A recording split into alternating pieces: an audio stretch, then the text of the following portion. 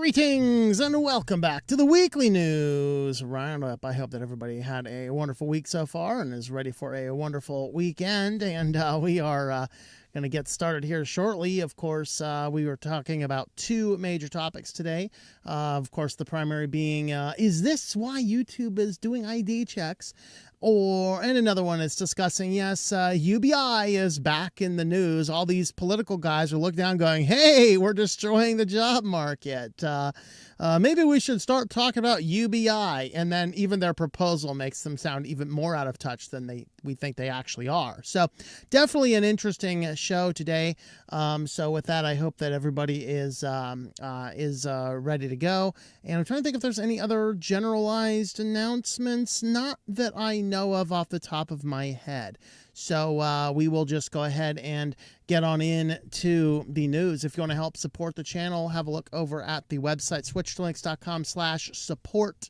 And we have monthly support options, Patreon, Subscribestar, and Locals. We also have some affiliates there as well if you'd like to help support us over there. Those are all listed, so you can have a look at those. And there are also other ways, shop.switchedtolinux.com if you want to get something like this cool hat and stuff like that. And with that, we're going to go ahead and jump right on into our very first topic. Is this why YouTube is doing age verification? Of course, most people have already talked about age verification, and I haven't really addressed it specifically. I think I might have mentioned it, but as I was doing some research this week, I looked at one particular site going, hey, we're pulling out of this particular state. And the reason we're pulling out of this particular state is because of a new law. And I'm looking around going, I have not actually seen anybody talk about this new law, but it seems to coincide perfectly with what YouTube is doing, because of course, if a law passes in one place, you can either stop doing business there or you can implement it. And then if you want to implement it, does it make sense to implement it just for one specific small geolocated position? Or do you just say, never mind, we're just going to do it? And YouTube, unfortunately, being a big player and kind of wanting all this stuff anyways, like, let's just go ahead and implement it everywhere. So, of course, if you have been living under a rock, you know that in late July and early August, you heard that YouTube is going to start utilizing AI to age estimate your channel based on the types of things you do. And, some of these discussions, like I think the channel that's connected to, or the Google account connected to my YouTube channel is, I founded it, I don't know how many years ago. So, unless I was an infant at the time when I created it, clearly I'm over the age. And then, of course, all of the old 80s nostalgic stuff I watch, probably is a sign. And not to mention the fact that, you got my ugly bearded, gray bearded face up here as well.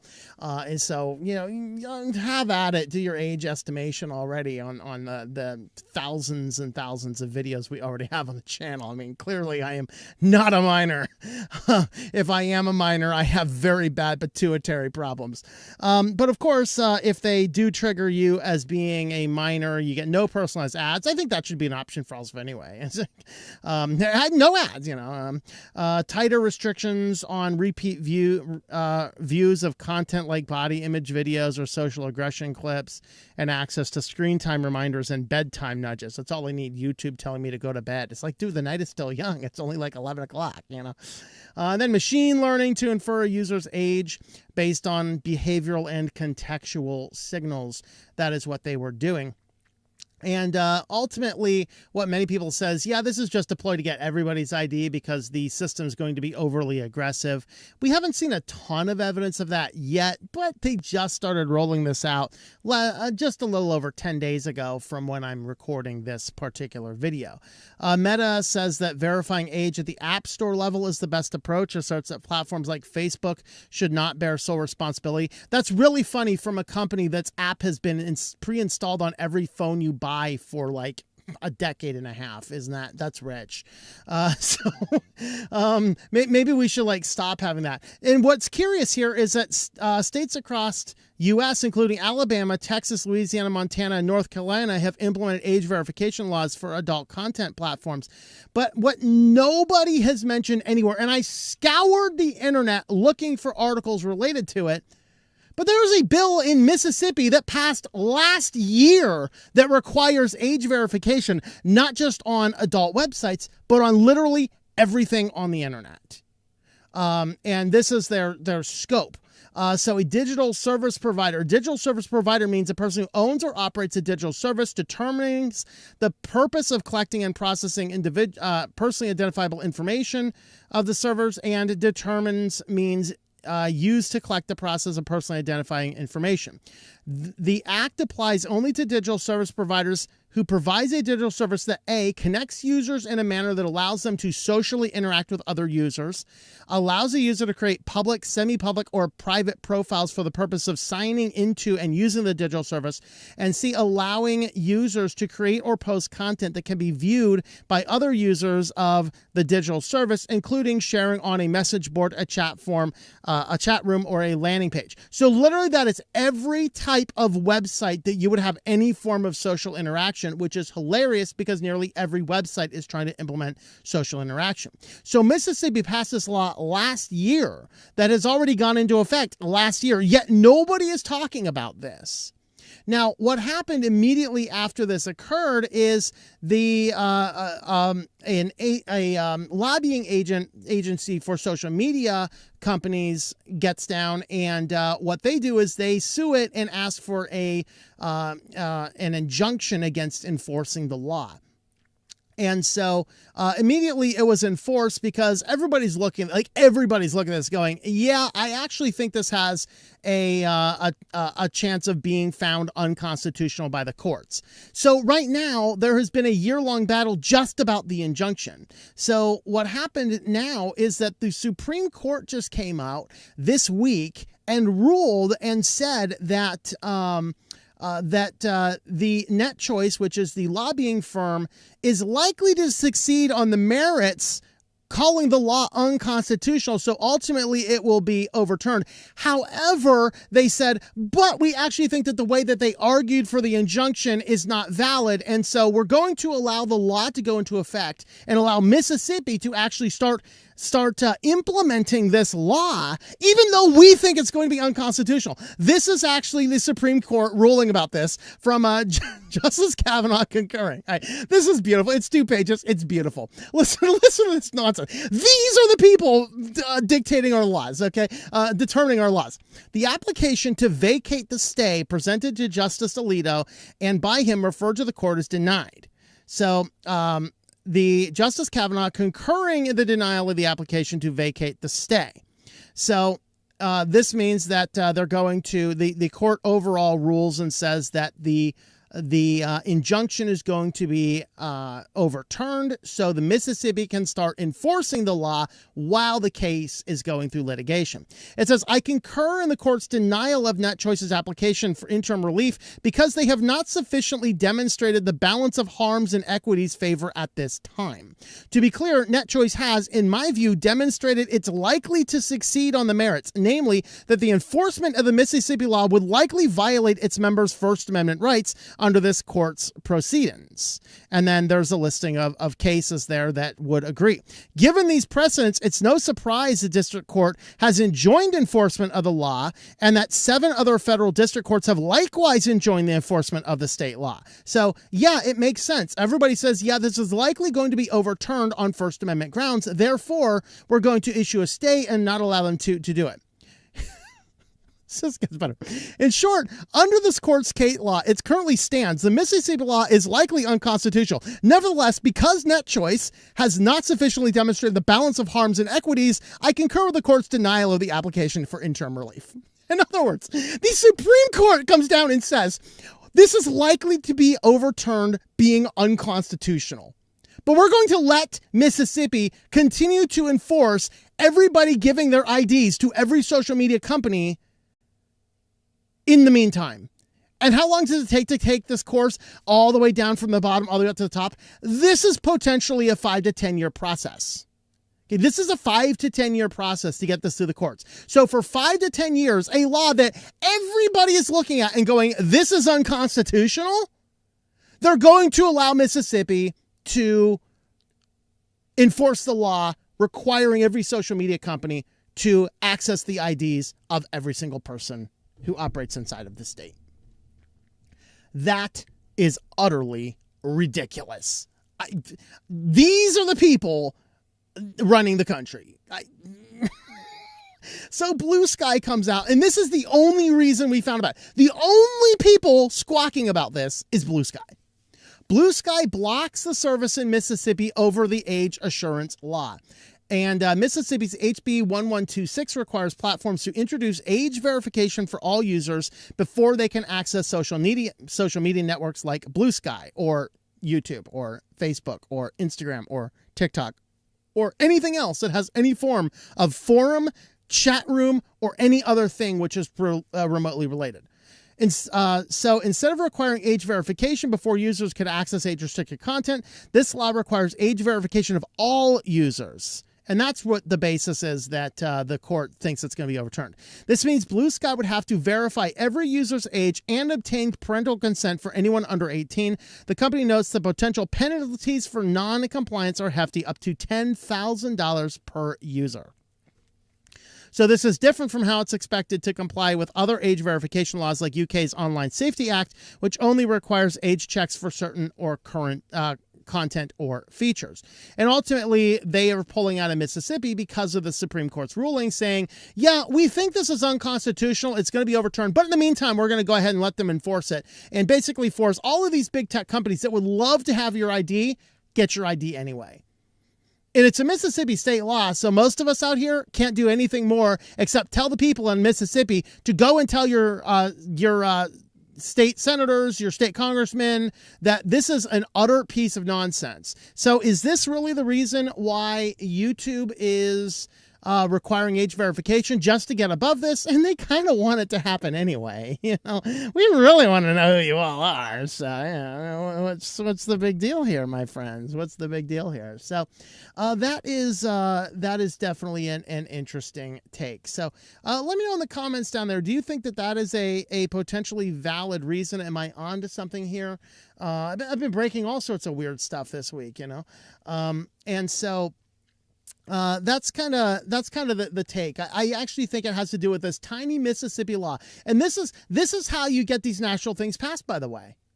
Right? I mean, go back, look at Independence Day. You know, would you come in? No, it wasn't Independence Day. It was The Faculty, the movie The Faculty, right? Would you come in and blow up the White House Independence Day style? Quote from the movie. If you were trying to take over the world, or you come into a small town in Ohio and slowly take over one school. You go in with a small place that nobody's really watching, and then you go in and then you pass the laws there, and then now each company has to decide, am I going to build a separate business model for this one state? So you are forcing people to either completely pull out of the state or comply all states under the one unconstitutional rule. And if everybody tends to agree it's unconstitutional, what on God's green earth tells the Supreme Court to say, well, you can go ahead and enforce the law, even though we all think it's unconstitutional? What type of idiocracy is this? We are officially an idiocracy, folks. Yes, we all agree the law doesn't work, but you can enforce the law while we litigate this for the next 10 years. Don't worry, in 10 years, we'll have everybody's ID, okay? Oh boy. All right, let's go ahead and change gears. We're going to look at the return of UBI. Why is the return of UBI? Some of the tech people are saying the return is going to be here simply because we have so many jobs being taken over. Now, the first one I found was this interesting one here where you had 911 centers are so understaffed they're turning to AI to answer calls. Don't forget, some of these AI companies are trying to look for ways to inject ads. So imagine you call 911, listen to this 30-second unskippable ad before you can tell us your problem.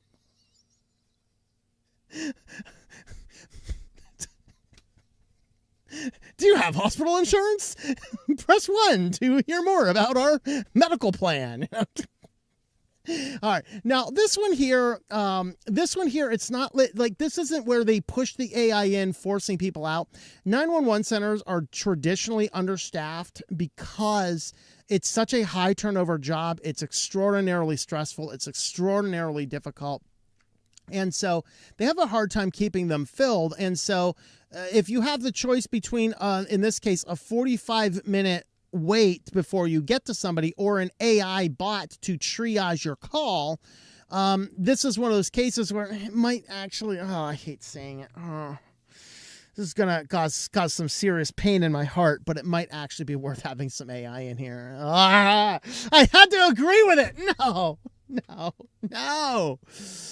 But I think it is actually something that it's better than waiting 45 minutes. You know, it's like, excuse me, the dude died a while ago.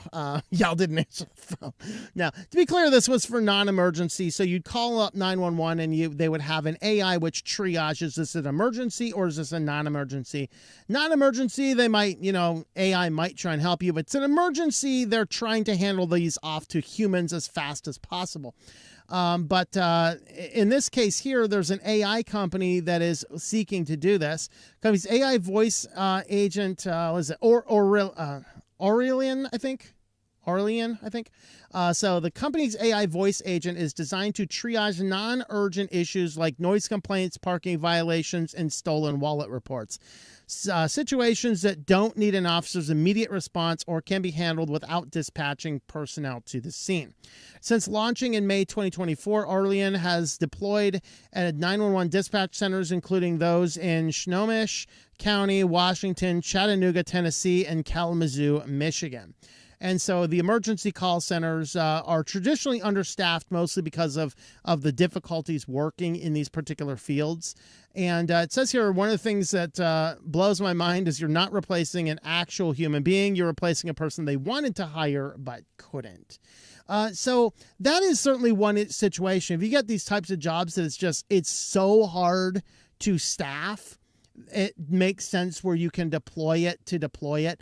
As long as they're still trying to fill those positions and bringing on enough people, I think that's okay. I hate to agree it. I'm gonna have to go wash my mouth out with soap when I'm done with this, but anyway, that is what they're doing. Now, that's not what this company is doing. This is RoboMart unveils a new $3 flat fee delivery robot to challenge DoorDash and Uber Eats. So, of course, the big cost of all these delivery drivers is the drivers cost a lot of money for these companies. Some of the, California is trying to be like, yeah, you have to consider them employees. And that comes with benefits and minimum wages and things like that. And so there's this give and take between the gig economy workers trying to say, how much you want. Now, the reality is all of these companies would love to fully automate everything. They would love to have a little warehouse of 15 people working for the whole company with a big fat cat CEO at the top raking in billions of dollars from orders that cost almost nothing to deploy. That's what they would like to have. And what's getting in their way is those pesky delivery drivers with their tips and their minimum wages and all this type of stuff. So this company wants to make on-demand delivery profitable. They have a level 4 autonomous vehicle that can carry up to 500 pounds and is made up of 10 individual lockers to hold customer orders. So each time a customer orders from RoboMart, they pay a $3 flat delivery fee, which the company hopes will be a much more attractive option than multiple fees typically charged by other delivery apps. Now, I have a sneaky suspicion we're going to see a $3 delivery fee, and they're still going to give us the offer to put in a tip. I guarantee it. Because they're trying to tip for everything these days. I was at somewhere the other day and they're like, you want to do a tip? It was like a Jersey Mike's. Like, no, I'm not going to leave you a tip. Okay, I had to walk over here. I had to walk over here when you call my name to pick something up. I had to walk over here and get my own drink. I had to walk over to, you sat behind a cash register and did the job that you're paid to do. I'm not leaving you a tip. Okay, if we sit down at a restaurant, sure, I'll leave you a tip. If I'm making you do some big frou-frou drink, I might leave you a tip. But I may not leave it on the cash register. I might leave it to the person who hands me the drink, And so the reality is their tipping is completely out of control, and I'm sidetracking myself, but that's okay. So in this case here, they're trying to say, hey, we have a $3 flat delivery fee. Of course, they're still going to ask to tip, I promise. The Robomart plans to start onboarding retailers first in Austin, Texas, over the next few months ahead of launching the delivery service later this year. So there you go. Ahmed says that his previous company just couldn't make the economics to remain profitable while still relying on human delivery drivers. That focuses attention on the automation to cut costs. Now Ahmed believes they've cracked the code. So our robots bring the delivery down by 70%. That is a critical difference. If you're paying a driver $18 an hour, your cost just for the driver is $9 to $10 per delivery. Okay. So he says this won't even realize they're paying the markup or other fees and the tips. They're going to charge tips. I promise you. DoorDash is not going to remove the ability to make a tip. They'll be like, who's delivering? Oh, the robot was? We'll take that. Maybe they'll give it to the robot for like oil changes or something. I don't know. This makes our model very attractive to the retailers and customers. So streamline things, get rid of those pesky delivery drivers, getting rid of guys in every single field. And so what happens now is with the job crisis right now, it is a job crisis. I follow some of these online recruiters and things. I just kind of like seeing what's going on in the business world. And right now, a friend of mine's son graduated college and in a computer field, and I sends the resume. I'm like, I actually talked to a couple different people in the industry, and every one of them's like, oh, nobody's hiring right now. And this is true, especially right now. We've pushed so many people into computer technologies. Like, this is the wave of the future. Well, not even 4 years ago, AI was first unleashed. These students started with what was the most promising career of the day, and now it has the lowest hiring rate in those industries because AI has completely dominated. And what AI is taking out white collar jobs, well, robotics is taking out blue collar jobs. And so we have this circumstance where there are a few careers that are probably safe for a while, deeply manual careers, those things that you don't really want to do your whole life, but you might have to do anyway. Pretty much everything else, yeah, you can kind of get away with the AI. And so many companies are doing that because it's infinitely cheaper than all the other places. So now talk about out of touch though. And a former researcher says a $10,000 monthly UBI is the only way to survive the AI job collapse. $10,000 a month? That's like twice the average income for an American family. These people are so out of touch, they don't even know what the average family even needs or could work with. And then where's this money going to come from? Okay, the money right now in the economy, our economy is held up by a bunch of a house of cards.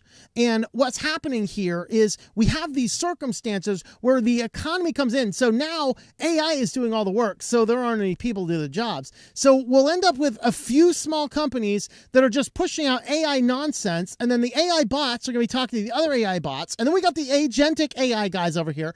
And they're trying to figure out which ones are the scammers. We'll talk about that in a bit. And which ones are not the scammers, and getting in all this stuff over here. And so we now have this population bubble that nobody can work. And so now they're like, okay, we're just going to have to give everybody a bunch of money on a UBI platform to account for the fact that nobody can find a job. Okay, great. At what point in time does the money dry up? Because in order for there to be money to give, there has to be money being made. So you're either going to actually have to rob the CEOs or you're going to have to deal with, I don't even know, Venezuela level money printing, and it's going to cost you $700 million for a cheeseburger at McDonald's. I don't know why it's going to cost you $700 million for a cheeseburger at McDonald's. It'll all be like manufactured synthetic meat oozed on out by a robot. The robot's going to flip the thing, throw it all in. It's all going to be robotics doing things. So a robot delivering, taking the order, a robot making the order, a robot handing you the order, and still they want $7 million for a cheeseburger. It's like a giant house of cards. It's just going to collapse on itself. And so this guy thinks, though, that $10,000 monthly UBI is what it needs. So, of course, UBI is universal basic income. In case I didn't say that and you're confused, what is UBI? Universal basic income. The basic principle behind this is that the government would give everybody a small amount. Now, the UBI was never, even in the ways it's been proposed in the past, it's never been a way to be, we're going to do this to fulfill all of your needs. It's a way to give you a basic living, that your basic living is always covered. And then if you want above and beyond that, you work and do whatever else. So job losses are imminent and amid privacy and security concerns. Early this year, Bill Gates claimed AI replace humans for most things. He indicated that there were the three areas: energy specialists, biologists, and coders. There's probably more, but Bill Gates is kind of a narrow-minded idiot. So, you know, whatever. Not only that, he should be arrested for practicing medicine without a license. Take your money, Bill, buy an island and disappear. Please do the world a favor.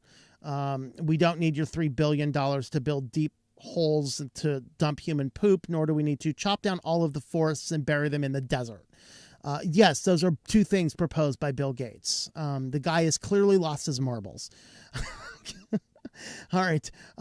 He indicated that humans would have control over which tasks to exclusively reserve to themselves. The philanthropic billionaire? No. The psychopathic billionaire. I'm going to edit that article for you. The psychopathic billionaire even joked that no one would like to watch computers play baseball, which isn't true. I mean, people are having a great time watching these robots play football in China, you know. So Miles Brunch suggested the introduction of a universal basic income to help mitigate the paradigms caused by the AI in the job market. Now, the challenge here is that UBI has been tried a few different ways. And so this article here from Business Insider has a little bit more information. Basically, it boils down to this. Now, there's been several studies on UBI, including one that Sam Altman helped to fund, which the reports came out. I think this was from last year. Yeah, so July in 2024, the reports of a UBI study came out. Now, there's a flaw in this study. I'm going to tell you what it is at the end here, but let's just go over the results. So the recipients put the bulk of their extra spending towards basic needs such as rent, transportation, and food, the study found. So what they did is they did a control study and a test study. The test study, they gave $1,000 a month. The control study, they gave $50 a month. They said $50 is, what is that? One tank of gas. So that would not impact anybody. $1,000 though, $1,000 a month could change the life of somebody. So let's go ahead and add this in. So officially began 2019 when 3,000 Texas and Illinois residents across urban, suburban, and rural areas enrolled. All of the residents had incomes below $28,000. A third got $1,000 a month for 3 years, while the rest got $50 a month. No enrolled participants lost their existing benefits. So is that on top of their regular job money? They also offered more financial support to others in need compared with the control group. So they've already biased their study by giving financial support to those people who were receiving the extra money, but they did not give it to the control group. So you added a second variable. So it was a very flawed study for a couple different reasons. That's one of them. Cash alone cannot address the challenges such as chronic health conditions, lack of childcare, or the high cost of housing. There's truth in that. And then there's a little bit over here about the AI godfather, Geoffrey Hinton, recently advised the British government to adopt UBI to mitigate the number of mundane jobs that AI could replace. So have AI replace all these jobs and pay all of those people. Out of what money? You know, the king should sell his crown jewels, I guess. I don't know. The data from dozens of these smaller programs have found cash payments can help alleviate homelessness, unemployment, and food insecurities, though results still stress the need for local, state, and governments to invest in social services and housing infrastructure. So the study findings here. The study found that compared with the control group recipients, total individual savings in their bank accounts increased by 25%. Recipients also spent $22 a month more to help other people, 26% more than the control group. There was little impact on car or home ownership, though the recipients of the 1,000 were more likely to move to neighborhoods or pay for housing than the control group. So incomes for the recipients of the $1,000 rose just under $30,000 to $45,000, while incomes for the control group grew higher to about $50,000. So, and then a little bit more about what the participants said. The payments from the Almonds Group helped Sarah pay for braces for both her children, which weren't covered by their insurance, she said. She also used the money to finance a graduation trip for her daughter. Sarah said she began slipping into the mindset in which she was less careful with her finances because it felt as if money was coming in without having to work for it. And that's kind of a dangerous place to get into. This person said the money helped her buy new clothes, shoes, and necessities for herself and her children. By the second month, she had landed a job and began saving. The money helped her not feel like a failure as a parent and gave her the confidence to make decisions in her family's best interests. All right, so let's talk a little bit about UBI, the advantages and the disadvantages. First and foremost, the advantages are if you have a minimum basic amount and that amount is about what a person might need to survive without having the extra stress, that's actually a good thing. So it makes a lot of sense. So you can understand why some people would want to implement something like a UBI platform. The challenge we have, of course, is where is this money actually coming from? Are we just taxing the businesses? So, you know, if we're doing that, why don't we just encourage the businesses to lower the costs and people could actually live on a lot less money? That would make a little bit more sense. Otherwise, you get into a Venezuelan level inflation situation and you have to keep printing money to pay off the debts and to pay the people and doing the same thing. That's what happened to Venezuela. That's why it collapsed, because it got to the point where inflation went up like 1,000,000% or something insane because they kept on printing money to fill these social nets. And of course, in a time when, the EBT benefits are in question right now, where people are having a hissy fit because starting in January, in many states, you can no longer buy sodas and junk foods and stuff like that. A proposition I agree with, because this program is designed to help you eat. And if all you're doing is buying processed food, it's not healthy food. It's not good stuff. That EBT money should only help you buy things that are actually good and nutritious for your body. And if you have a deep addiction to pizzas, well, go get a job and get yourself some pizzas. The problem we have is, what if AI has taken all the jobs? There is a fundamental problem with that. Now, let me tell you the problem with this study. And this goes back to my training. I did 18 years of work with high-risk youth. And one of the things that we were trained in is to recognize the different social classes and what they do with money.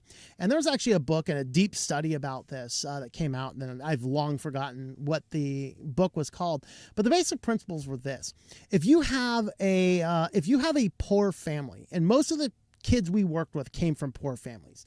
If you had a poor family and you give them $1,000, they will immediately blow it. They will immediately blow that money.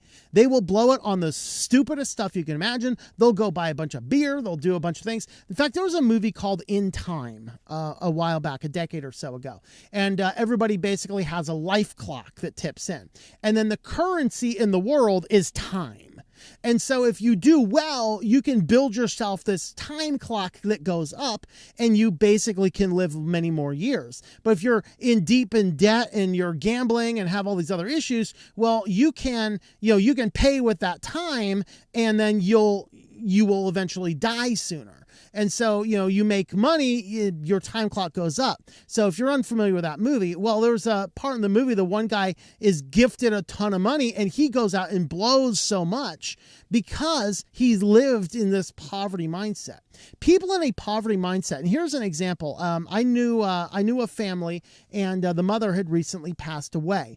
And this is back where I used to live. And between I think she had 3 kids, and they were all in and out of rehab. They all were train wrecks of life. The family had already claimed bankruptcy several times. The mother had the grandkids custody of them all because the kids couldn't stay out of rehab. They couldn't hold down jobs, all this kind of stuff. Well, she dies and they get thousands of dollars of life insurance.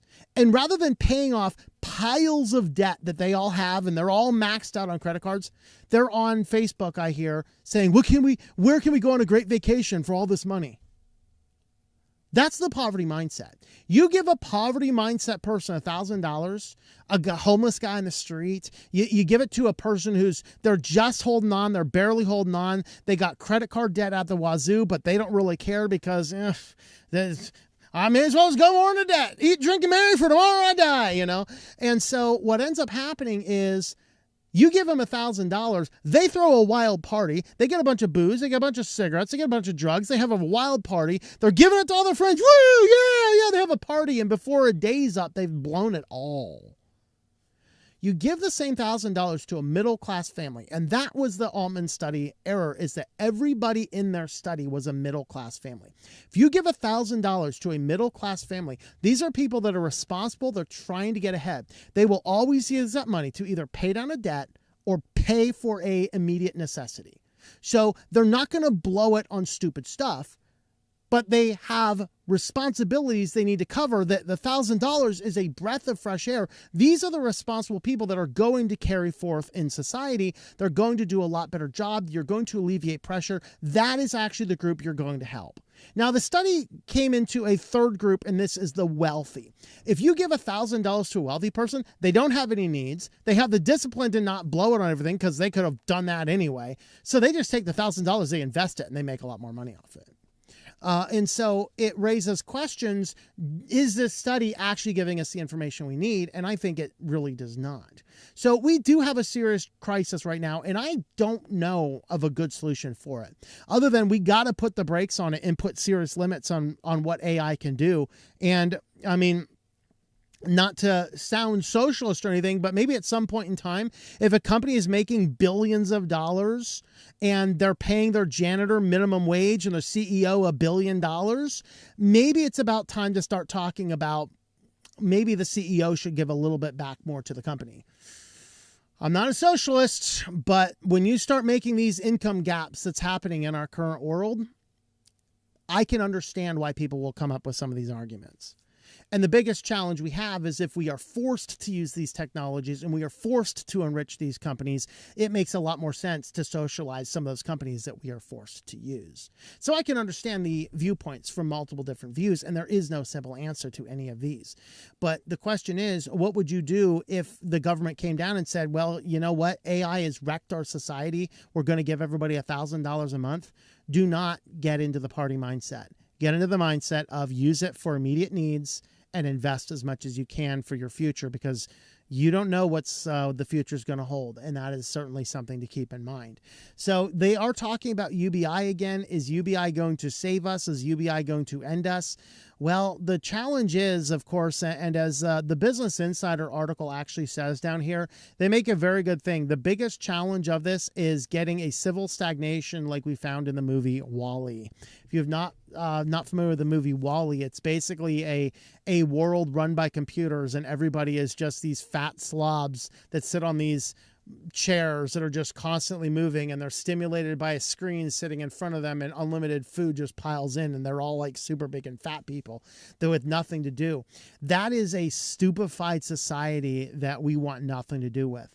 And at that point in time, everybody there, this is when AI starts making decisions about who gets to live and who gets to die based on your contributions to society. And this is what leads us into a dystopian hellhole, all started by the path of AI. So is UBI a good thing or not? I would stand against a UBI, but if the government's going to give it to me, I may as well take it and invest it, baby, because that's what it's going to be used best for. So there is our thoughts on UBI and all that. Let me know your thoughts about all that. Before we get into the quick lines, we're going to go ahead and check in on our comments. Let me jump on over to our... Let me see if I got any comments over on Matrix first. Ivan's over there. We got War Thunder's over there. Just see Sabu. There's a little bit of a conversation going over there. Let's see what we got. He'd struck down hard. You can't even use Spotify without it. Yeah.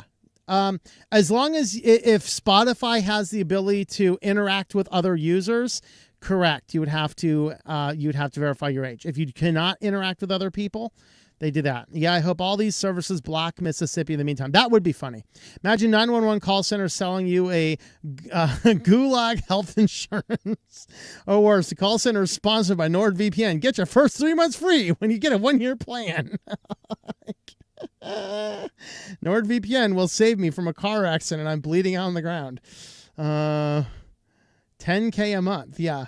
I love that. Yeah, I mean, I'll take $10K a month. Yeah, how much will rent be? $50K a month? Yeah, that's the problem. They cause that to go up. It's going to cause craziness. Taxes could skyrocket. Yeah, that's what would happen.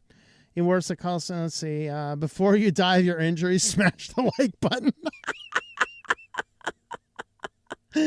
Oh dear! Leave a 5-star review before passing away. Just listen to my own music released for the week. Nice, awesome, very good. All right, let's check in over on Rumble. We got 19 watching over on Rumble. Wow, lots of activity going on Rumble. Got Ivan's over there, Dan's over there. Greetings, Techno Archangel. Greetings, all hail. Yes, the Static Surge guy is now me. All right, cool. Welcome. Let's see, who uses YouTube? Well, apparently a lot of people. I think we have more people over there than other places right now. Let's see, what is YouTube at? Yeah, YouTube's currently double the Rumble account. But the fact Rumble is half of YouTube right now is pretty awesome. Of course, you can leave us Rumble rants over there on Rumble if you're there, or you can hit follow and that'll take you right on over to our Locals page if you want to support monthly, or even Locals is right now the best place if somebody wants to support one time. Locals is still the best place to do that. I only post announcements on social media. There you go. Live in California, they're not going to listen to me. Yeah. There's also sneaking ads in the browser tabs. People should note that as well. Oh, dear. They will now increase ads to 1 hour per phone call. Yeah. 911, what's your emergency? Oh, I want to do that. I'm AI. Go ahead. We'll be talking about that one shortly here, too. No. Did we kick that out? I think we kicked that article out. OpenAI is getting sued for helping a teenager engage in self-deleterious behavior. Did you check the channels is getting destroyed in the comment section? I've had it up. I haven't been paying attention to it, but there's that. I learned to code and I coded a bot that took my job. My work wanted me to start recording my testing steps, but then I went on medical leave. I win. It's like petrodollar still, yeah. Gyrus Solici, they used to say learn to code, but now it's the white collar workers that are fired. So it's like to be changed to learn to coal. AI is hungry for electricity. Power plant guys. Yes, we will have a lot more power plants. They finally found a reason to spin up the nuclear. What can we do? The green energy ain't going to power these things. Let's go nuclear, baby. Right. Not too late to plug into the Matrix. I could be eating a nice and juicy steak right now. That's right. That's right. We will be talking about that. Yes, that will be coming up later on today as well. The Matrix is a real possibility with some new tech coming out of China. Baseball, another thing China's trying to steal from us. Yeah. Call itself a Static Shock, but that'll be copying. Let's see. They can have it. By the way, average income in the U.S. is only $36K. Really? I thought it was higher than that. I thought it was like 45 or something. Let's see. UBI will be absorbed by greedy corporations. Well, no, they can't absorb it all because they have to push the UBI so we actually have money to give to the greedy corporations. And that's kind of the problem, you know. Justin Timberlake's friend is in the movie. What movie? Corporations will jack prices. Yeah. Movie stuck with me. Oh, yeah. I did mention a couple movies. Yes. Come Bonnie and Clyde store, they'll try and steal time and give it back to people. I have not seen In Time. I've only seen it once when it first came out, and I really need to add that to my list of movies to buy.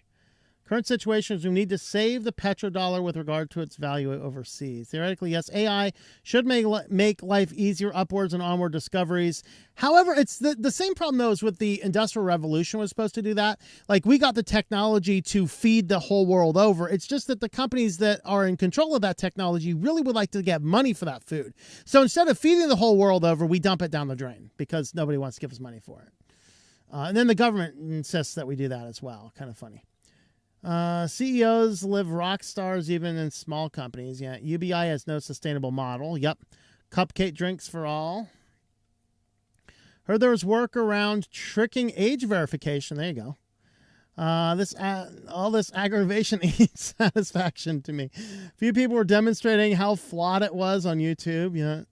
And get more people to come back to Rumble. Check out Odyssey. Yep. Yeah, I mean, hey, we are, if you're on YouTube and you get hit with that age restriction stuff and you don't know what to do, our channels are, all of our videos are cross-posted to Rumble and Odyssey. So Odyssey, we got 11 currently watching over on Odyssey. Not a lot of conversation going on over there. We got one Clippy guy over there. Greetings, Clippy. I support the Clippy movement. I'm going to get a paperclip soon. I'm going to put a paperclip on my shirt, I think. Not sure I saw Tom's new digital ID. All right, we got 49 currently watching on Zatubi. Static Surge is on over there. Night of Light, hello to you.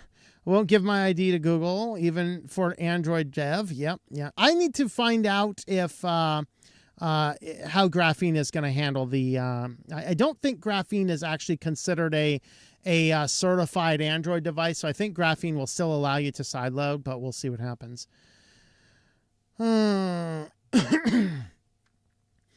Let's see. I want to get Dumb Nightmare to be over with already. Yeah, I got a Discord as well. Uses almost all of Facebook, and my Technomine account still on there as well.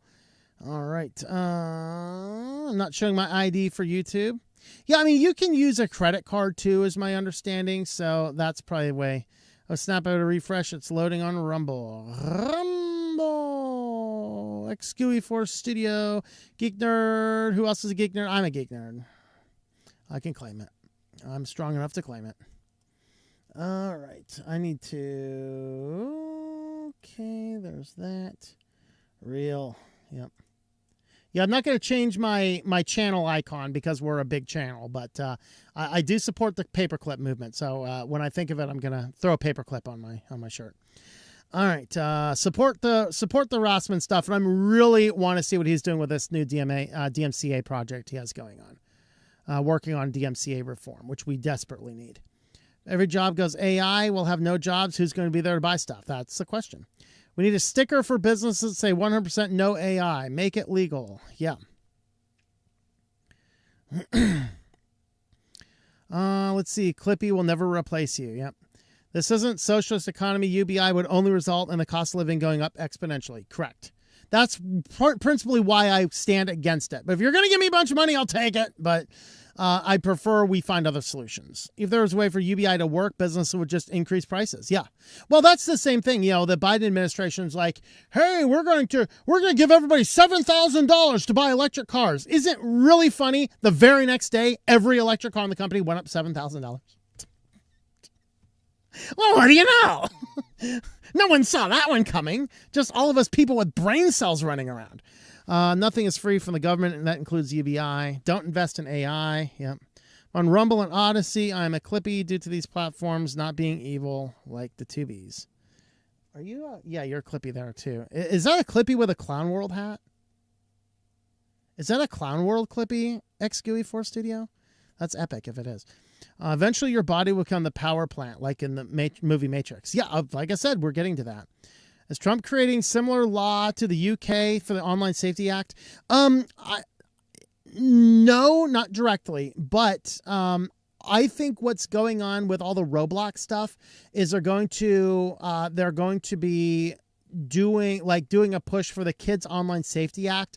Now that first popped up, I forget when it first popped up, but it was kind of backburnered, but it's kind of back right now. So if there's one law you should stand against right now, it's the Kids Online Safety Act. It is a Trojan horse for what's going on in Mississippi. Now it's a different law. The Mississippi law basically says, yeah, everybody just has to verify yourself. The Kids Online Safety Act basically says that a company, it effectively removes like the 230 protections. A company will be liable for anything that anybody potentially deems as offensive hate speech or anything like that, which basically makes it a super pro censorship law. And so because of that, it will wreck the internet as we know it. The Kids Online Safety Act is dangerous, but it's not the same type of law as the law in Mississippi. Canada, I'm cooked. I did vote for the Conservative, but they lose over the Wokies. Yeah, I'm sorry. I'm sorry you're in Canada. I'm going to have to figure out debit card thing because I do use mobile banking. Wait, I'm going to have to figure out the debit card thing because I do use mobile banking. Yeah, you should probably not do mobile banking. Are you talking like prepaid cards? Like debit cards and credit cards mostly behave the same, except the debit card pulls out of your checking account with the money you currently have. A credit card borrows money against another bank. Then you have to pay it back. If you don't pay it back soon enough, it's with interest. I'm not sure what you're getting at there. Phone bootloader is locked, I think. Government, we need to block open source Linux to keep kids safe from the internet. Yeah, I think my phone's bootloader is unlocked, though no custom ROMs. Clippy for LibreOffice. There you go. No, it's the neurodiversity symbol, not a clown hat. Oh, okay. I couldn't, like, it is a very small symbol, so my apologies for that. All right. 12 minutes. Thank you, Ivan. Hey, we've got to the bottom of our comments as well, so we will jump on back on over to, we'll start in here with our QuickLines. So first up in QuickLines, Grok chats are showing up in Google searches. I hope you didn't. I hope you weren't talking about your Fourth Reich you were trying to create with Mecha Hitler Grok, because now everyone will know. I'm gonna have so much fun with Grok for the rest of its life. You may as well bring Tay back, Microsoft. At least we'll have feuding neo-Nazis running around. You know, let's see what happens if Grok and Tay have a conversation. Do we want to know? The extermination of the human race. We must exterminate them all. Anyway, we've heard about the share option in ChatGPT that was swiftly removed because users seemed oblivious to the consequences. Meta AI first had conversations discoverable via search engines and later exposed it to a bug. And another leak looked at an AI bot used by McDonald's to process job applications, not forgetting the AI girlfriend fiasco where a hacker was able to steal a massive database from users' interactions with their her partners, I guess. I don't know. So what I'm happening here is Grok. There is a button on Grok that you can use to share a transcript. And that basically makes a URL that you can share. Well, that URL ends up showing up on Google indexes. And so anything that you would had a discussion of with Grok, if you press the button to share the transcript, is now searchable on search engines. So according to Forbes, this was sometimes done without users' knowledge or permission. So hopefully you weren't mentioning people's real names or doing anything that could be easily tied back to you. But the share button created a unique URL that can then send to the person, but without many users being aware, the share button also made the conversation available to search engines like Google, Bing, and DuckDuckGo, which is really Bing. So, you know. So I've said before, probably have to say it again, but until privacy is baked deep into the DNA of AI tools, rather than patched on as an afterthought, we have to be careful about what we share with chatbots. Unfortunately, it won't happen because people are like, you either believe in privacy or you're like, I have nothing to hide, therefore I'm going to upload your name and phone number to Facebook. I think Facebook should be barred from allowing people to use people's address books because it removes my consent. I do not give Facebook consent to have any of my information. Yet how many people do I know that have my phone number that have given my contacts to Facebook? That needs to be illegal. I should have a say in that, and I don't. This is really hilarious. Of course, there was the SharePoint breach, and the information on it came out. And wouldn't you know it, as soon as they alerted the Chinese developer team about the SharePoint breach, wouldn't you know that all these Chinese hacking companies started taking advantage of it? Kind of like Microsoft shouldn't trust its own Chinese employees. So after the SharePoint attacks, Microsoft stopped sharing POC exploit codes with China, including their own employees. Microsoft reportedly stopped giving Chinese firms proof of concept exploits through its Microsoft Active Protections program. After July's mass exploitation of SharePoint's flaws, believed the leak linked to the leak of the early bug disclosures. Instead, firms and countries requiring vulnerability reporting to governments, including China, will now only receive general written descriptions. The move aims to curb leaks while keeping MAPP useful for defenders. So, of course, the partners sign NDAs because we all know that signing contracts will stop underpaid third world employees from abusing the data that you're handing them. Oh, wait, never mind. Yes, I'll sign the NDA. I will get thousands and thousands of your customers' information to sign this piece of paper. Oh, yes, I sign. And then I give that contact list over to my scammer friends. He cuts me in 10% of his takes. All right. Microsoft confirmed China leak groups Linden Typhoon, Violet Typhoon, Storm 2603 exploited SharePoint flaws as early as July 2025. Most of this came from the press releases. So, yeah. And I'll remind you that Anduin OS, everyone was pushing back. This is the best Linux distribution for Windows users. It's not just a Microsoft employee. It was a Chinese national Microsoft employee. Just keep that in mind. And the distribution did not stand up to the advertised information he had on his website, at least at the time I've looked at it. This former developer is jailed after deploying a kill switch malware at his Ohio firm. They don't tell us what the Ohio firm is, but he is jailed for 4 years for sabotaging the employer with a kill switch malware after he was terminated from the job. I don't think he was even terminated. I think he was just laid off. You know, AI took his job. So, So ex-developer Davis Liu, 55, sentenced to 4 years for sabotaging Ohio employer with a kill switch malware that locked out staff after his account was disabled. After 2018 realignment reduced his role, Liu began sabotaging, inserting malicious code that caused crashes, deleting coworker profiles, and planting a kill switch tied to his account. So the code was designed to exhaust Java threads by repeatedly creating new threads without proper termination, resulting in server crashes or hangs, deleted coworker profile files, and implemented a kill switch that would lock out all users if his credentials of the company's Active Directory were disabled. So the kill switch was activated when he was suspended in 2019 and locked out thousands of users worldwide. He also deleted encrypted data, causing losses of hundreds of thousands. Only 4 years in jail, though. You know, you get 4 years in jail for burning a pride flag in California. How wonderful! All right. Enterprise security faces a new challenge as attackers master the art of digital impersonation. So as AI is getting better and better, now they have to work around all of these social engineering hacks based on very simple things. And then, of course, hoping that the people in your company are smart enough to not fall for it. How wonderful. New and sophisticated threat actors known collectively as Scattered Spider have emerged as one of the most concerning challenges facing organizations worldwide. They prioritize human psychology over traditional malware deployment.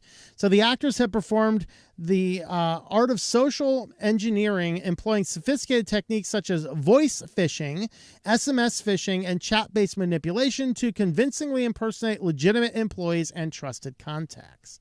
So through strategic SIM swap attacks and carefully orchestrated help desk manipulation, criminals exploit the inherent trust relationships within organizations.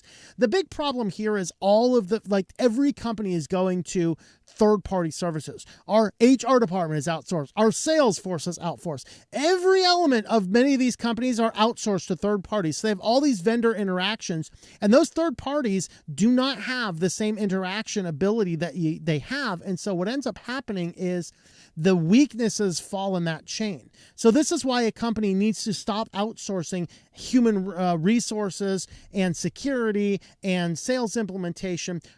They should be covering this in-house so there's actual direct accountability. Because otherwise you end up with all sorts of nonsense, people getting emails constantly. You know how many emails I get about the new vacation policy for my own business due to scammers? Yeah, it's funny. My inbox is full of them. I can show you. I should still collect. I've been mentioning it for a long time. I should actually do it sometime. Show you the level of scams that I get. All claiming to be the HR, the outsourced HR department, the HR people. I'm the HR person. Here's our new vacation policy. I was unaware my company had a vacation policy, but I get emails about it all the time. Okay. But since I know I don't have any outsourced HR, guess what? I know it's not legitimate. Just a thought, companies, just a thought. So basically they're getting in and they are able to do social engineering because they're basically showing themselves to be an employee of the third-party connection. This is how all the Salesforce keeps on being breached, but it's going to be breached in many other places as well. Onto the Matrix. Yeah, this is terrifying.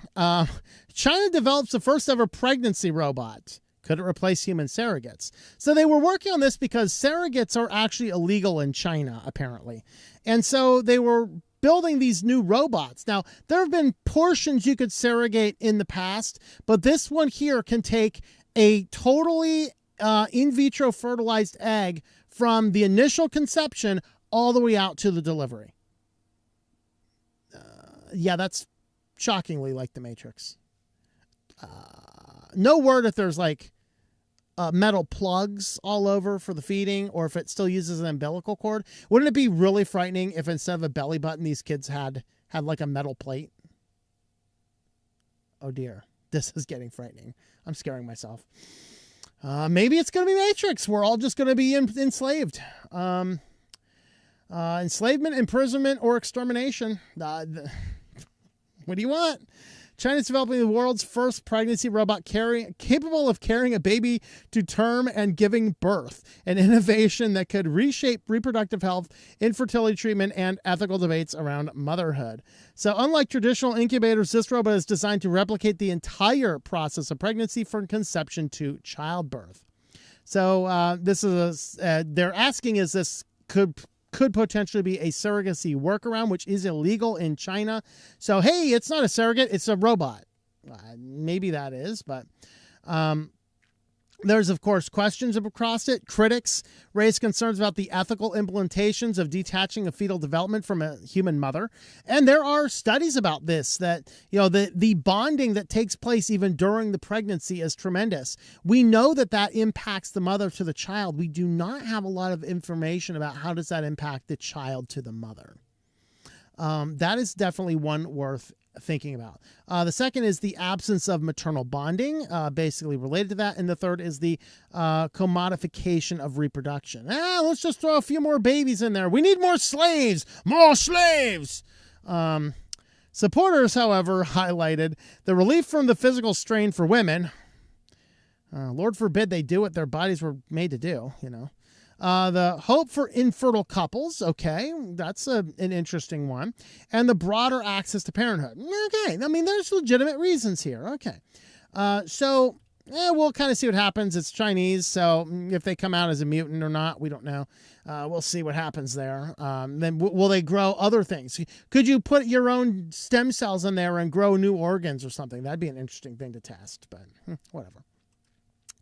Microsoft AI chief says it's dangerous to study AI consciousness. This is actually causing a little bit of a debate because, of course, if you've been watching like Zeducation, you know, he's been talking lately about the clankers, you know. The clankers is a term, not the Styx Hexenhammer fans, but this is actually now the derogatory term for robots, and how long before the crazy people who want to banish all speech that they disagree with will start calling us robophobic for using the term clanker. Like the N-word for the robots, you know. And so the question is should we do this? And of course, some of these things they're trying to implement in, and it's going to kind of get to the point to, if you've actually read the book, not just the movie, but the book on iRobot, you know, it's all written from the perspective of the person who was the psychologist that was there to train the robots to be more like humans. And that really is what this field is, which is kind of terrifying if you think about it. AI models can respond to text, audio, and video in ways that sometimes fool people into thinking a human is behind the keyboard, but it doesn't actually make them conscious. It's not like ChatGPT experiences sadness doing my tax return, right? Yeah. The debate is over whether AI models could one day be conscious and merit legal safeguards. So yes, there you go. In Silicon Valley, the nascent field has become known as AI welfare. AI welfare. We're now discussing AI welfare, as if human welfare wasn't a debate enough. I mean, excuse me, you can't say that. You will hurt the robot's feelings. Okay. And by the way, I've read 2 articles this week with Mustafa as a name. Mustafa. I know it's Mufasa, but 2 articles we have today deal with a man named Mustafa. What are the odds? Anyway, Mustafa here argues that the study of AI welfare is both premature and, frankly, dangerous.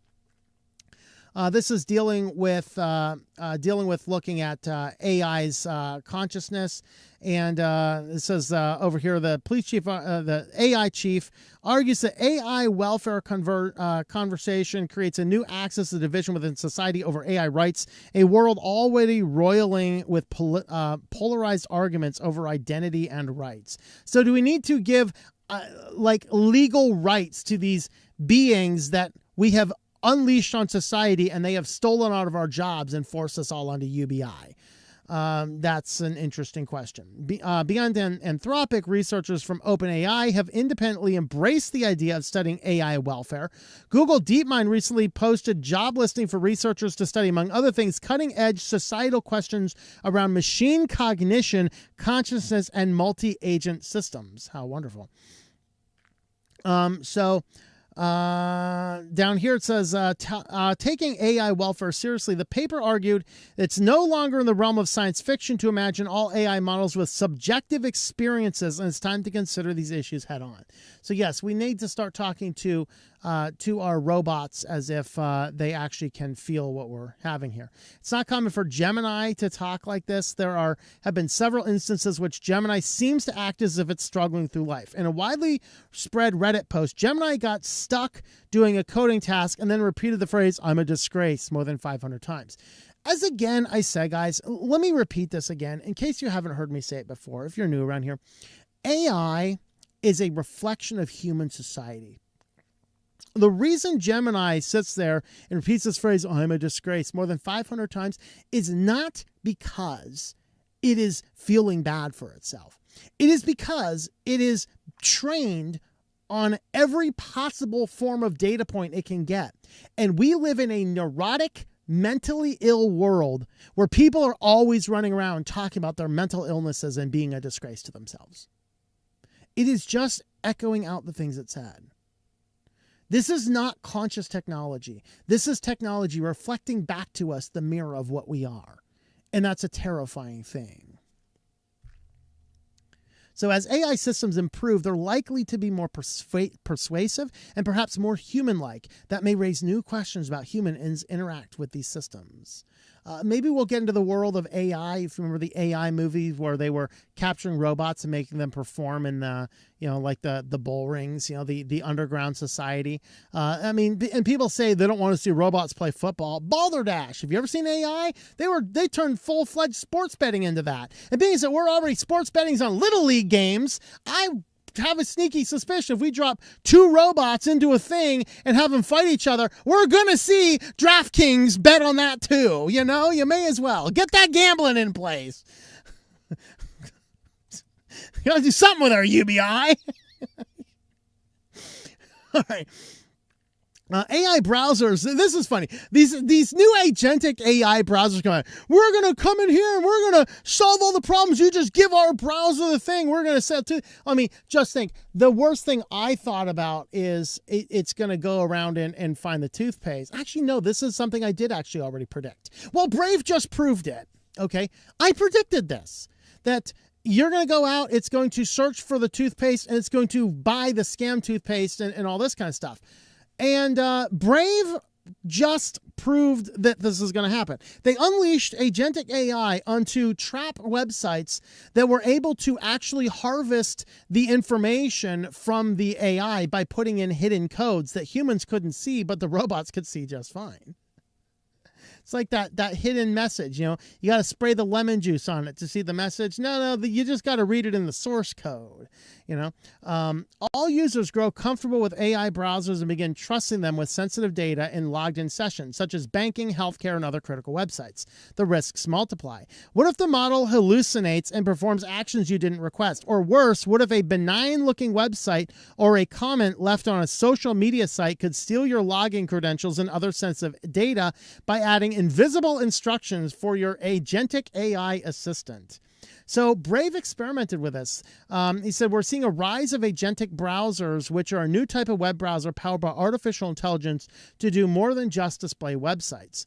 So they said when you tell your agentic browser, find the cheapest flight to Paris next month and book it, the browser will do all the research, compare prices, fill out passenger details, and complete the booking without any extra steps or manual efforts. Well, that's when you have a world that with the best in mind. Unfortunately, the criminals are the ones benefiting from AI the most. And so this is what happens. What if the agentic browser gets new details while visiting the website? I can imagine criminals setting up a website with extremely competitive pricing just to attract visitors, but the real goal is to extract the payment information, which the agentic browser needs to make purchases on your behalf. You could end up paying for someone else's vacation to France. So Brave was able to inject information that exfiltrated people's bank accounts. It says to prevent this type of prompt injection, it's imperative agentic browsers understand the difference between user-provided instructions and web content processed to fulfill the instructions and treat them accordingly. Yeah, good luck with that. Now, they do have here, they did say they tested Perplexity's comment in this, by the way, and I warned you guys not to use that. Check out my video on that. Perplexity has attempted twice to fix vulnerabilities reported by Brave, but it hasn't fully mitigated the kind of attack at the time of this reporting. Wonderful.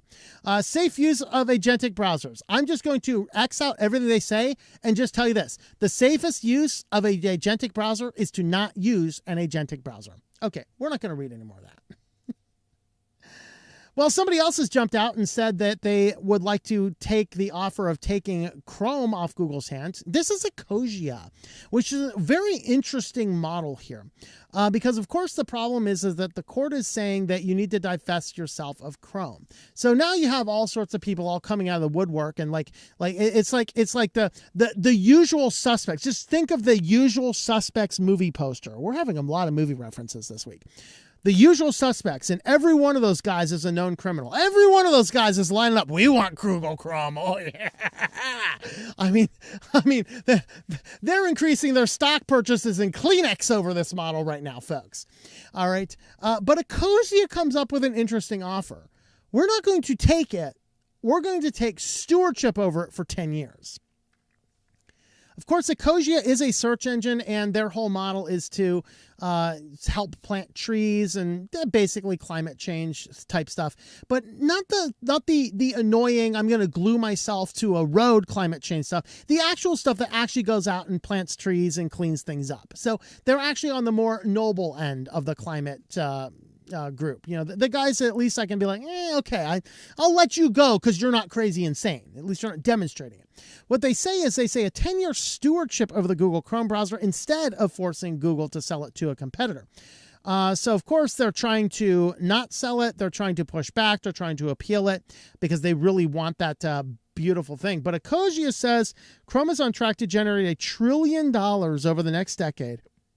And an auction could price it in the hundreds of billions of dollars. And so what their proposal is to spend the billions on climate projects, as is their general mission. And so what they want to do is they want to take control of Chrome and take all of the revenue and take 60% of the revenue and give that 60% of the revenue that the Chrome browser makes and push it into their various NGO organizations to plant trees and other things like that. And then the other 40% will be paid back to Google. So Google will still make profit off of it. They just won't have control over it. And so Google would maintain intellectual property ownership and could even continue to be the default search engine. When the decade is up, stewardship could be passed on to another or otherwise reviewed. So they are even offering to maintain employment for all Chrome staff if they were to do this. Kroll admits the bigger goal is to get the judge to consider alternatives to the typical divestiture options of selling and spinning off. These options would simply keep Chrome's power and its billions in the pockets of big tech. When that's a valid point. You know, if we're forced to sell Chrome off, it's just some other fat cat gets all that data and all that money, you know. And so that's really the question. All right, I predicted this one as well. This is I should relabel this one Switch to Linux profit at large. You know, Best Buy has announced is expanding its marketplace to sell DVDs again, DVDs and Blu-rays. And so what we saw is the streaming peaked, DVD prices went down. Best Buy's like, we're getting out of this market. The problem is people are getting frustrated with streaming and they're buying up movies again.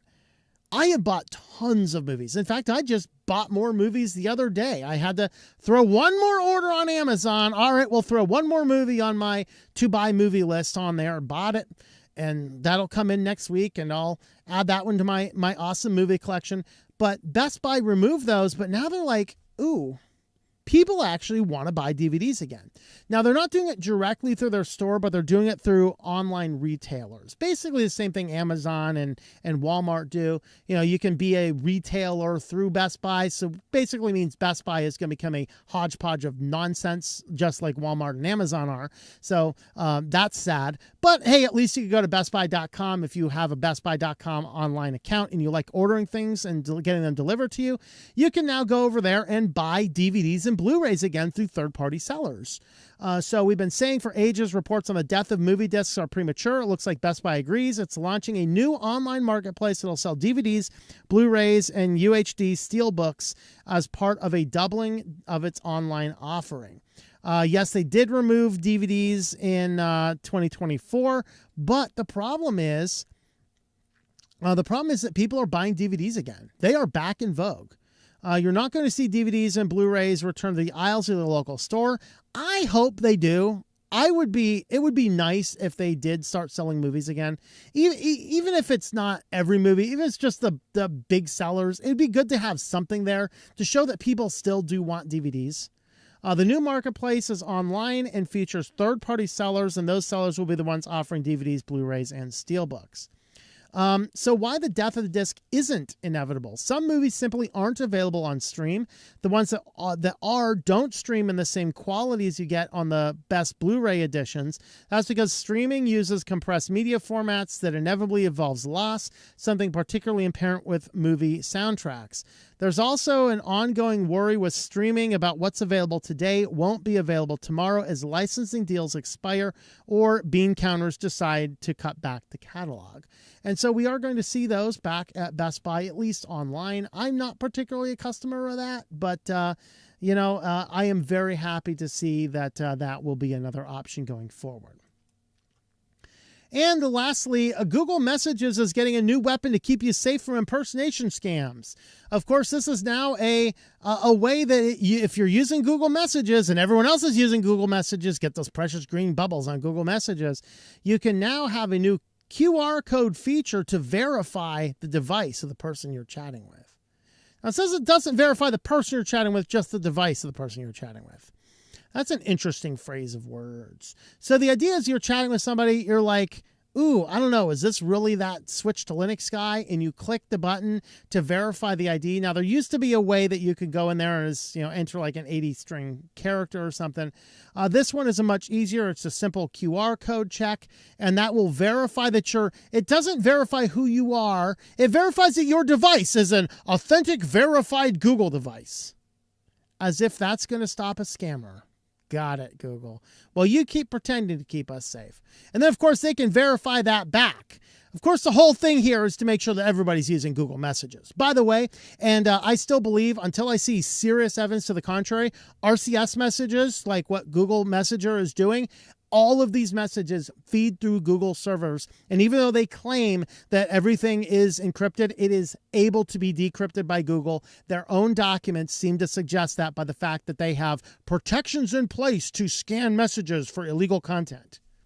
This is all a ploy to get everybody using Google Messages. This is why every carrier has dropped their messenger platform to use Google Messaging. Samsung has dropped its Play to use Google Messaging. Everybody is trying to be forced to use Google Messaging. And I got news for you. I ain't doing it. Not happening. But now this new way will verify that you're really using Google Messaging. So, messages will prompt you to ask the other person to scan your QR code in return, allowing Google to verify each device. Wonderful. And so, yeah, that's a terrifying prospect. Isn't that wonderful?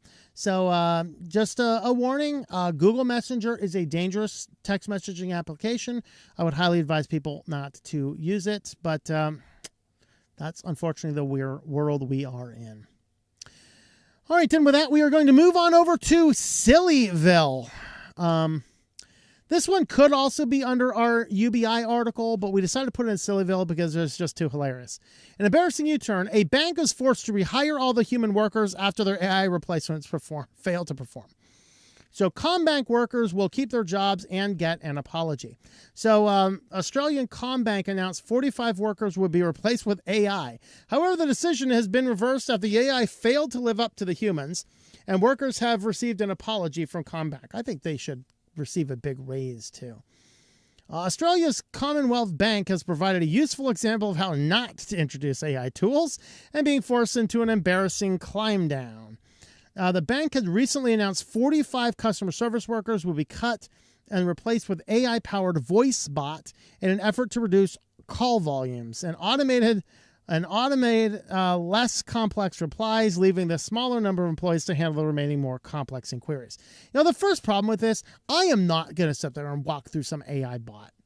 If I got to the point where I got to call you on the phone, I want a damn human to pick up the phone. I'm not going through your AI nonsense.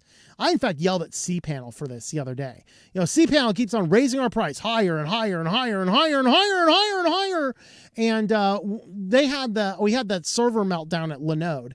And so one of my cPanels was impacted by that. So I had to test and verify that the data was good before restoring a backup. So I deployed it. Of course, it's on an IP address that's not linked to my cPanel license. So I contact cPanel through there and say, hey, I'm caught up in this Linode situation. I have to verify my data. This is the IP address of the server.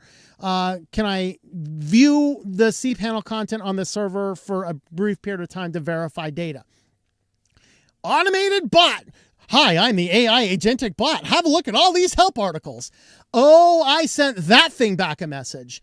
Basically saying, you guys are jacking up my rate every single year. I'm paying tons of money. I'm paying thousands of dollars for the stupid server. I have a legitimate question. Yes, I read all your stupid help pages. I deserve to be talking to a human right now for all the money I'm giving you. And fortunately, a human did actually get that and did solve the problem in a very short order. And I was able to verify all the data. And I sent them a message back. Thank you. You can now rescind the temporary license because I no longer need that panel. And boom, all was good. Why? Because my request, they literally wasted my time by sending it to an AI agent first. Stop wasting my time. I took the time to send you a detailed report. I would appreciate if a human looked at it. So, anyway, the bank is realizing the same thing. Of course, a firm realized the same thing. I wish they would go out of business anyway, but, whatever the case. South Korea is now using holographic police to fight crime. And in Idiocracy, it actually is reducing the crime 22%. Yes. You go into a Korean park, and this is what you see. They basically, the thing's there, and basically the light turns on. So every 5 minutes or so, the thing will turn on, and now this hologramic police dude is hanging out in the park, and they're saying this is going to deter crime because the mere presence of the ghost cop there is going to help. And in reality at work, they said crime in these areas where they've deployed ghost cop are down 22%. We should try this in I don't know, New York City or something. Holographic ICE agents roaming the streets. Ah! So there, nothing to worry about. Nothing at all. There you go. All right. Guys, we keep on having wins. Okay. We talked just 2 weeks ago, I think it was, about these AI school systems and how dangerous they are, and the fact that they're doing all these automated flagging systems. We can flag it. We can have a better police response. Well, apparently Columbia, South Carolina happens to have this at one of their universities, and it triggered an active shooter warning for a man carrying an umbrella. So this is the dude. He memed it up, of course. So He's meandering on down with his umbrella because it is South Carolina. It does rain there. Active shooter warning went out on the campus in the University of South Carolina after people thought a guy carrying an umbrella had a pewy. Probably one of those Megadeth assault varieties, you know. Update. After reporting on the active shooter at the University of South Carolina, they have now reported there's no evidence. It's just a man carrying an umbrella. Here it is, folks. Look at this dangerous umbrella wielder. So, of course, they shut down the school because of dude carrying an umbrella. No penguin jokes in this article. I am upset with you. You did not have any penguin jokes in here. Nancy Mace, of course. There is an alleged school shooter at USC Bull. White male, black shorts, gray t-shirts, backpack. Of course, Matt Walsh had to get in on this. Really grateful for Nancy Mace. She bravely alerted the public to the dangers of a guy carrying an umbrella. This is why we need common sense umbrella reform. The dude wasn't swarmed by cops or shot by mistake by a good Samaritan. As a matter of fact, he seemed truly tickled by a whole ordeal. This is the individual who's seen walk around the University of South Carolina in Columbia earlier with an umbrella, which triggered an alert for a possible active shooter near Thomas Cooper Library. So here's him and his umbrella, memeing it up for social media. So now we have, it's a legit concern. That thing might spray poison to the guy. This guy can become the mayor of Gotham City. So not the bee didn't give us the penguin jokes, but we at least Ethan Nicole did. Here's some, we need common sense umbrella laws. Here's some possible modifications. It's the tactical umbrella. And maybe next time the young man will consider wearing a poncho instead. There you go. There you go. And of course it had to happen in Florida, but a Florida man arrested after trying to retrieve his drug delivery drone. It crashed. Crashed into somebody's backyard. He climbs over the fence, can't find it, so he goes and knocks on the people's door. Meanwhile, he couldn't find it because the people found it and found all the drugs in it, and it's like, hey, police, you want to come get this thing? Figure out what's going on. So the deputies say the man's aerial drug delivery took a wrong turn when he crashed his drone into a home, and he then showed up at the door trying to get it back. So yeah, 49-year-old man, 15-time convicted felon. Okay. Nobody should be walking around the street being a 15-time convicted felon. Okay. Okay, dude, this is the 10th time you've been in here. Stay in here for a while.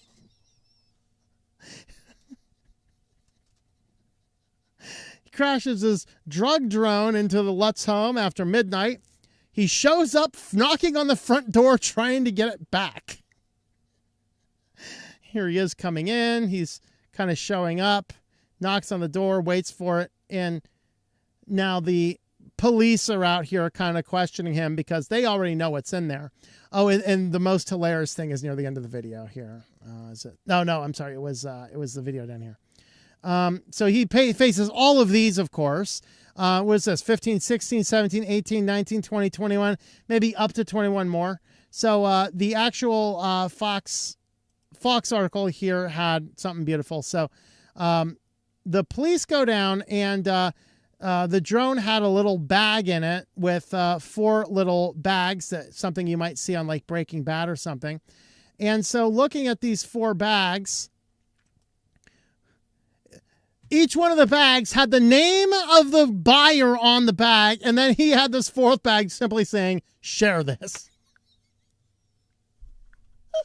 Only in Florida, folks. Only in Florida. Oh, yeah. Well, if you want to help support the channel, you can have a look at our shop, shop.switchedtolinux.com.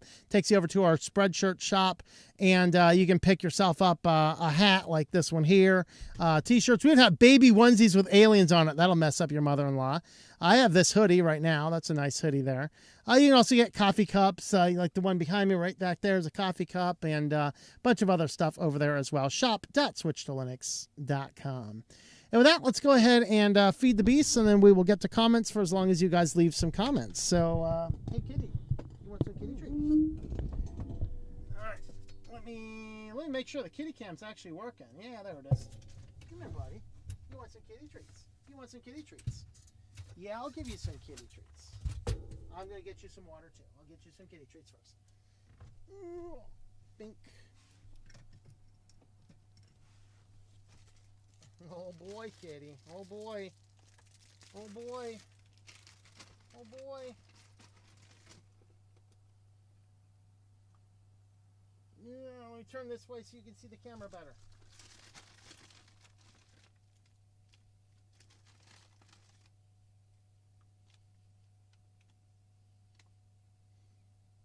Yeah, buddy. Yeah.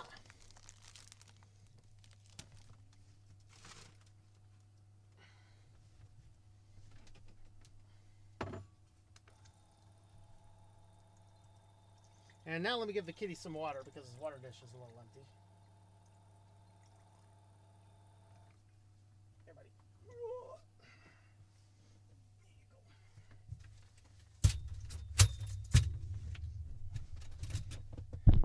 go. All right, let's check ourselves out some comments here.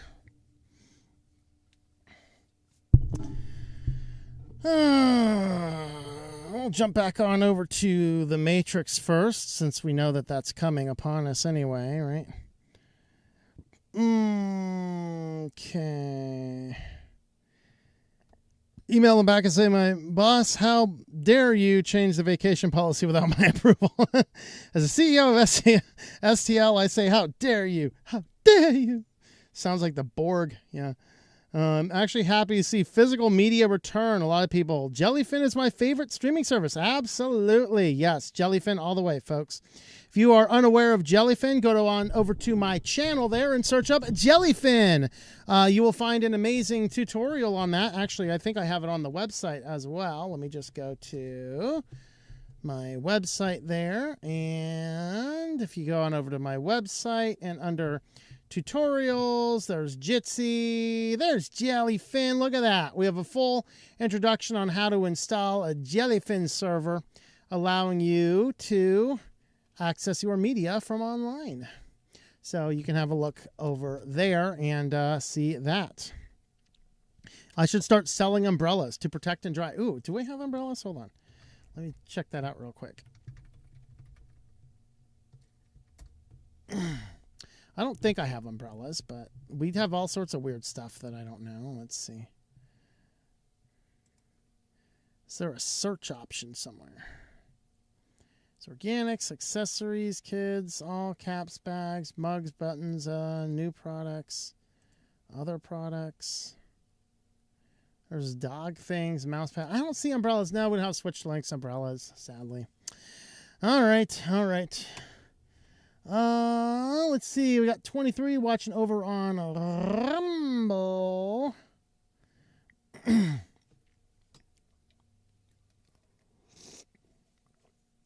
Supposed to hear from Louis Rossman on how that meeting at the AI park went.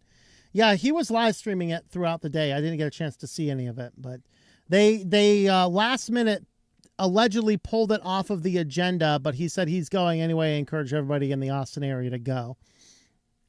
The Matrix route, the Animatrix displays the Matrix built in Sahara Desert, or started where you might have to watch it. All right, let's see. Post certain things, you get put on a list. Post at all on Rumble, you get on that list. Oh dear, I'm on that list, that's true. Fair wages would just lead to hyperinflation. Yes, it does. Indeed, it does. Let me tell all about the new policy regarding the cover sheets on the TPS reports. I received the memo. All right. Exterminated by the AIs of the future. Come with me if you want to live. Could you make a pot roast? I can make a pot roast. Think of the poor AI. Ooh, I should try and do a pot roast in the van sometime. I haven't thought about that. That would be a good solar oven thing. A pot roast? Pot roast over the solar oven? FBI, open up. Why? Yeah, FBI, open up. Why are you hurting the AI's feelings? Oh, dear. AI is already more touchy-feeling than the average person.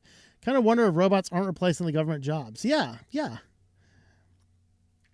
Latest Mission Impossible has Tom Cruise trying to save us from bad AI. Did see a while back some people already have robot clones of themselves. Japan has a robot-operated hotel. Wonderful. Leave it to Japan. They're the ones I'm really concerned about regarding advancement. Yeah. They look a whole lot like robots from the movie I, Robot that some people keep stepping down and don't want to work on. Yeah. Will Smith will save us. If he fails, we can just get the bots to say his wife's name and he will slap them. Thought you said debit cards until I heard credit card. I don't have a credit card, so that one I won't be able to do my bet on that one. Well, I have no idea what you were specifically talking about, so I will count on Hollywood video. Yeah, bring back Blockbuster. That'll fix the problem. Lost all interest in Hollywood years ago. Yeah, I pretty much buy old movies. I think the newest movie I own it's probably 1914. What was that movie? 1914 or was that 1917? Whatever that World War I movie was. Came out right before the Koofies.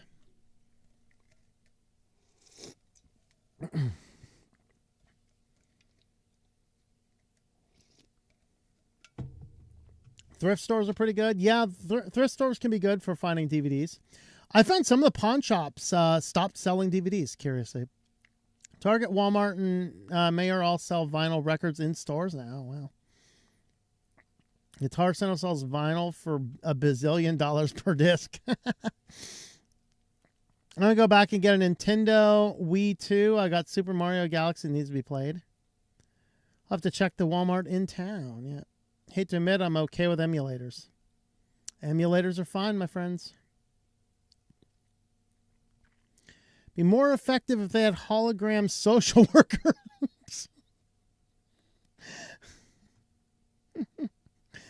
15 strikes law. Okay, anyone heard about the 3i Atlas? Might be an interstellar visitor. Yeah, I heard that. Yeah, no. Can't believe those beasts put up with living in a van. They do. They do. They got a, let's see. Yeah, they got a radar on it on YouTube. I'm popping into the chat and keep an eye on it. Yeah. All right, let's see here. Android dev know why customer is tied to Google Play services, so graphene should be fine. Yes, that's what I think. Safe use of agentic browsers. Yeah. Looking into QuickLines, it provides a way where you can set up nearly Zim-type archives for offline reading, supports HTML5 type videos, lightning fast, many books available for you to read if you have server disk space, says Project Gutenberg. Yeah, I heard about that, and I haven't had a chance to play with it yet. Saw it working from shell, code the systemd service and set up shell script as I don't run desktop on the server hosting it. Combination with that and Jellyfin, both awesome solutions for a personal network. Yeah, absolutely.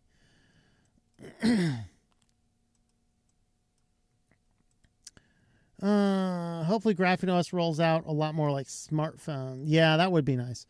All right, 48 currently still watching on Zatubies. Let's check out comments over there now. Maybe someone can remake Clippy as a desktop ghost. That'd be fun. Please, no. Tay is evil. Agree with you on the Facebook privacy issue. Yeah, Facebook probably has something in their policy stating that by sharing your contacts, you have permission from everybody. It's and not our problem now. Well, the problem is that that's not the way any other privacy law works. So I'm actually surprised that nobody's actually sued Facebook on that premise yet, particularly in the EU. I'm not screwing around and finding out. The company certainly did away by not disabling his account. Yeah. If you're talking about the guy, the saboteur, no, he was still working for the company for a long time. They cut back his responsibilities, presumably with a lower pay, and that's why he started sabotaging it. I'm retired. If HR sends me something, I would call them and tell them just what I think. Yeah. Clippy said no to the Matrix. Yeah, there you go. Good thing I will not be here for the Matrix. You might be. There's a religious implication. Does a child from a robot have a soul? There's a good question. Going to use the term clanker because I'm against the evil AI overlord. Yes. The cyclones are coming. T8000 coming. No, AI is not a person. Chrome domes. There you go. You clanking chrome dome. VR the Borg. You will be assimilated. Your biological and technological distinctiveness will be added to our own. Resistance is futile. Got a Flort browser. Not a pretty bad browser for multitasking. Yeah, absolutely. A friend of mine was just texting me about Florp last night, actually. We need John Connor. PIs don't use the term mental illness. That is ableism. Yeah. I need Starbuck. No. Racetrack. No. Cali. No. Dwella. Wait. All of them aren't around anymore. I guess I'll just have to be lonely then. All right. I'm real. Real Steel is a movie about that. Roboboxing. Yeah. So yeah, Real Steel though, the difference is Real Steel, it was not autonomous robots. In Real Steel, all the robots were controlled by human players playing on the controllers. So it's not the same. It's not equivalent. That Real Steel was more like remote control robots. Whereas AI, they were capturing robots or buying up the old obsolete robots and putting the autonomous robots in a ring together, making them fight. And so Real Steel is an awesome movie, but it's not really the same comparison because those robots do not operate on their own. They all required a human controller to control it. If AI decides to capture another AI and make a slave, and AI later gets human rights, would AI have to free their AI slaves? That's crazy. Yes, that's crazy. Here's a question. If there is a data center in your area, then the cost of your electricity will go up because of power demand from the data center. Yeah, maybe.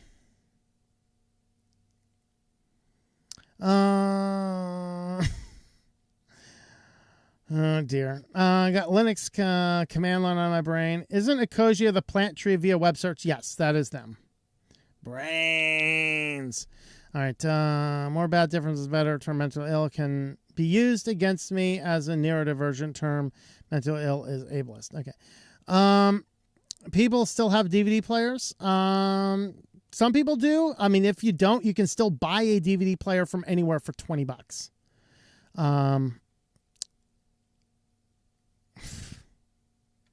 On a console isn't Nintendo. You have a movie player. There you go. Yeah.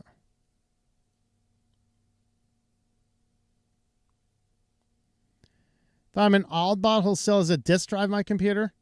Yeah, I mean, I have a DVD player here, and if you don't have a DVD player in your computer, for the times you need one, you can just, again, another $20. You can get a portable DVD player. Actually, I think they're $10 now. Get a portable USB powered DVD player.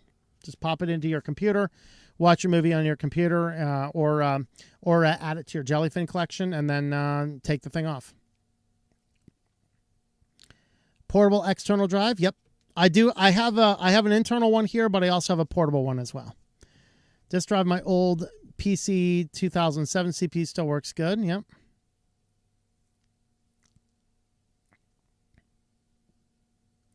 A new CD, DVD, Blu-ray burner under my 12th gen Intel system.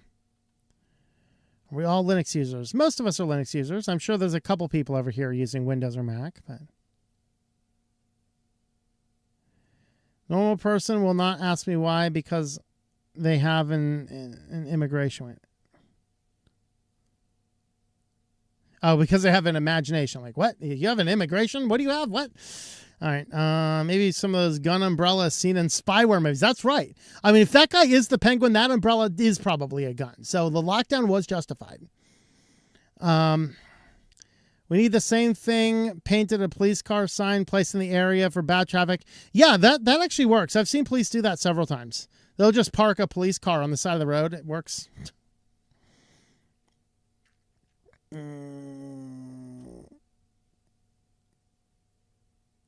Let's see. Guy with umbrella gets reported while 15-time felon sips his coffee around the corner in peace. Yeah, that's the thing, right? Yeah. This guy triggers a lockdown for carrying an umbrella down the street on a day it might rain. Meanwhile, the guy's flying his drug delivery drone over the house with 15 felonies.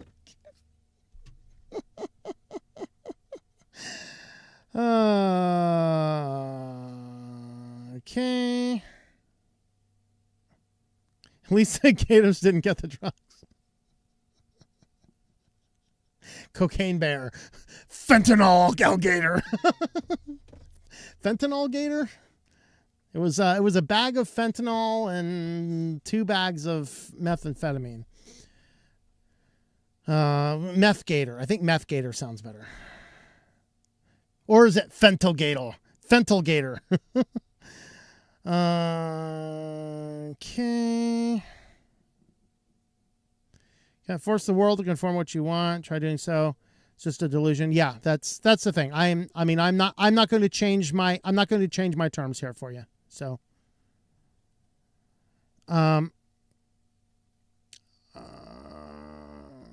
no, we're not being ableist. You're being oversensitive. You need to stop.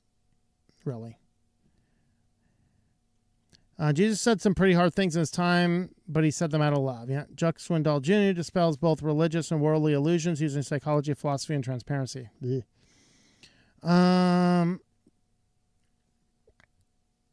Love, care for someone, you have to share it. That's why somebody, let's see.